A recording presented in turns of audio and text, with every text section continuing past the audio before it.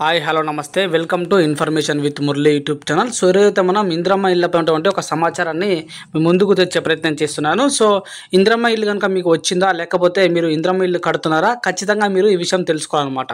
So Indiramma ఇళ్ళపై అయితే గృహ నిర్మాణ శాఖ అధికారులు అయితే నిబంధనలు పెట్టారని చెప్పేసి తెలుస్తుంది. సో పలు చోట్ల అయితే అయోమయంలో లబ్ధిదారులు ఉన్నారని కూడా సమాచారం. సో ఇక ఏంటంటే ఇందిరమ్మ ఇంటి నిర్మాణాన్ని 400 నుంచి 600 చదరపు అడుగుల విస్తీర్ణంలోపే నిర్మించుకోవాలని చెప్పేసి ప్రభుత్వం అయితే షరతులు పెడుతుండటంతో పలువురు లబ్ధిదారులు అయితే అయోమయానికి గురవుతున్నారని చెప్పేసి తెలుస్తుంది. సో ఇందిరమ్మ ఇళ్ల నిర్మాణంలో భాగంగా మొదటి విడతగా రాష్ట్రంలో 70,122 ఇళ్లకైతే ప్రభుత్వం అనుమతి లభించింది. సో ఇందులో 2,830 మంది లబ్ధిదారులు పునాదిని పూర్తి చేసుకున్నారు. సో ఇందులో సుమారు 280 మందికి పైగా 600 చదరపు అడుగులకు పైగానే ఇంటి నిర్మాణాన్ని చేపట్టినట్లు గుర్తించిన అధికారులు మొదటి విడత బిల్లు అయినటువంటి ₹1,00,000 విడుదలకైతే నిరాకరించడం జరిగిందనమాట. సో మళ్ళీ ప్రభుత్వ నిబంధనల ప్రకారం పునాదిలో మార్పులు చేసుకుంటేనే బిల్లులు అందిస్తామని కూడా వారు చెబుతున్నారు. సో అప్పుడేమో అలా అన్నారు, ఇప్పుడు ఇలా అయితే ఎలా అని చెప్పేసి ప్రజలు వాపోతున్నారు. సో ఇందిరమ్మ ఇళ్ల పథకంలో భాగంగా సొంత స్థలాలు ఉన్నవారు తమకు నచ్చిన విస్తీర్ణంలో నిర్మాణాలు చేసుకోవచ్చని, ఇంటి నిర్మాణానికి 5 లక్షలు ఇస్తామని ప్రభుత్వం అయితే పలు సందర్భాల్లో వెల్లడించింది.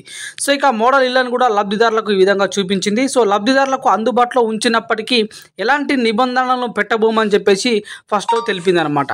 సో తాజాగా అధికారులు 400 నుంచి 600 చదరపు అడుగుల మధ్యలోనే ఇంటిని నిర్మించుకోవాలని పదే పదే చెబుతుండడంతో లబ్ధిదారులు ఆందోళనకు గురవుతున్నారు. సో ప్రభుత్వం ఇచ్చేటువంటి 5 లక్షల రూపాయలతో పాటు తాము కూడా ఇంటికి అదనంగా ఖర్చు చేసుకుంటామన్నారు.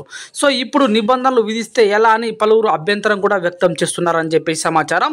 సో 600 చదరపు అడుగులు దాటితే బీపీఎల్ పరిధిలోకి రారని అధికారులు అంటున్నారు. సో వాస్తవానికి పేదల ఇళ్లను 400 చదరపు అడుగుల్లోనే నిర్మించాలని ప్రభుత్వం అదనంగా 200 చదరపు అడుగులకు పెంచిందని చెప్పేసి హౌసింగ్ శాఖ అంటుంది. సో మే 5వ తేదీలోపు ఇందిరమ్మ ఇళ్ల రెండో జాబితాను ప్రకటించే అవకాశం ఉందన్నమాట. సో ఈ నేపథ్యంలో ఇంటి నిర్మాణం 400 నుంచి 600 చదరపు అడుగుల లోపే ఉండాలని నిబంధనలను విస్తృతంగా ప్రచారం చేయాలని జిల్లా యంత్రాంగాలకైతే గృహ నిర్మాణ శాఖ ఉన్నతాధికారులు ఆదేశాలు అయితే ఇవ్వడం జరుగుతుంది. సో తస్మాత్ జాగ్రత్త, మీరు ఈ విషయం పట్ల అవగాహన పెంచుకోవాలని చెప్పేసి మీకు ఈ వీడియో చేయడం జరిగిందనమాట. సో వీడియో నచ్చితే మాత్రం లైక్ చేసి సబ్స్క్రైబ్ చేసుకోండి. Thank you for watching.